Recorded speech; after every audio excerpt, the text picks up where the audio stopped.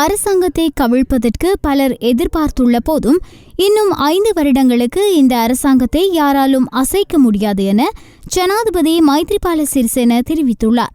ஜனாதிபதி செயலகத்தில் இன்று நடைபெற்ற பிரதி மற்றும் ராஜாங்க அமைச்சர்களின் பதவி பிரமாண நிகழ்வில் உரையாற்றிய ஜனாதிபதி மேற்குறித்தவாறு குறிப்பிட்டார். இதன்போது தொடர்ந்து உரையாற்றிய ஜனாதிபதி ஸ்ரீலங்கா நிதஹஸ் பக்ஷයත් එක්සත් ජාතික පක්ෂයත් මේ රට ගොඩනගන්න යම් කිසි කාල සීමාවක් අපි එක්ව එකට වැඩ කරමුයි කියන ආරාධනය පිළිගෙන විශේෂයෙන්ම තමුන්නාන්සලා මේ එකඟතාවයට දුන්නු ஐக்கிய தேசிய கட்சியும் ஸ்ரீலங்கா சுதந்திர கட்சியும் ஒன்றிணைந்து தேசிய அரசாங்கத்திற்கு அழைப்பு விடுத்தன. இதற்கமைய நீங்கள் வழங்கிய ஒத்துழைப்பிற்கு நன்றி தெரிவிப்பதோடு அதற்கு நான் தலைவணங்குகின்றேன். ஆனால் எம்மை நோக்கி கல்வீச்சு தாக்குதல்களும் விமர்சனங்களும் இடம்பெறுகின்றன. நானும் பிரதமரும் அரசியல் அனுபவமற்றவர்கள் என்றும் சர்வதேசத்திற்கு அடிபணிந்து ஏகாதிபத்தியவாதியாக உள்ளதாகவும் தேசப்பட்டுள்ள அரசாங்கத்தை வீழ்த்தியுள்ளதாகவும் கூறுகின்றனர். நாம் யாருக்கும் அடிபணியவில்லை என்பதற்கு பதில் கூற வேண்டிய அவசியமில்லை.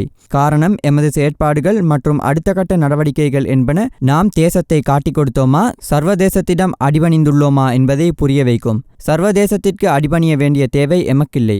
அதற்கு நாம் ஒருபோதும் தயாரில்லை என்பதையும் உங்களுக்கு தெளிவாக கூறுகின்றேன்.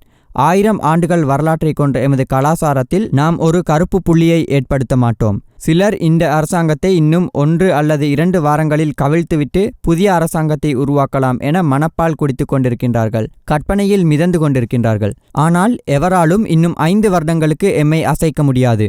ஆகவே அரசாங்கத்தை கவிழ்த்துவிடலாம் என கன ஏகாதிபத்தியாகவும் கனவு காண்பவர்கள் அதனை மறுத்துவிட வேண்டும்.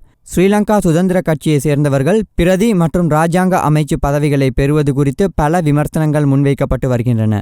கடந்த 10 வருடங்களாக இந்த நாட்டை ஆட்சி செய்த முன்னாள் ஜனாதிபதி மஹிந்த ராஜபக்ச இன்று சாதாரண நாடாளுமன்ற உறுப்பினராக நாடாளுமன்றத்தில் பிரவேசித்துள்ள நிலையில் எமது அமைச்சர்கள் பிரதி மற்றும் ராஜாங்க அமைச்சு பொறுப்புகளை ஏற்பது பிழையா என நான் கேட்கின்றேன். எனவே இவ்வாறான பலத்த சவால்கள் நிறைந்த எமது பயணத்தில் அனைவரும் கைகோர்த்து எமது இலக்குகளை எட்டுவதற்கு உதவ வேண்டும். அத்துடன் பிரதி மற்றும் ராஜாங்க அமைச்சர்களை அர்ப்பணிப்புடனும் விட்டுக்கொடுப்புடனும் செயற்படுமாறு கேட்டுக்கொள்வதோடு உங்கள் அனைவருக்கும் வாழ்த்துக்களையும் தெரிவித்துக் கொள்கின்றேன்.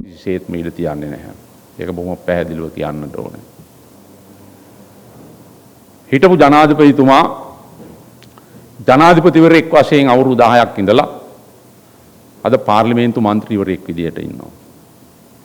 එහෙමනම් මම අහනවා හිටපු කැබිනට් අමාත්‍යවරු රාජ්‍ය අමාත්‍ය ධූරයක් නියෝජ්‍ය අමාත්‍ය ධූරයක් ගැනීමේ වැරද්දක් තියනවාද කියලා හිතනවා.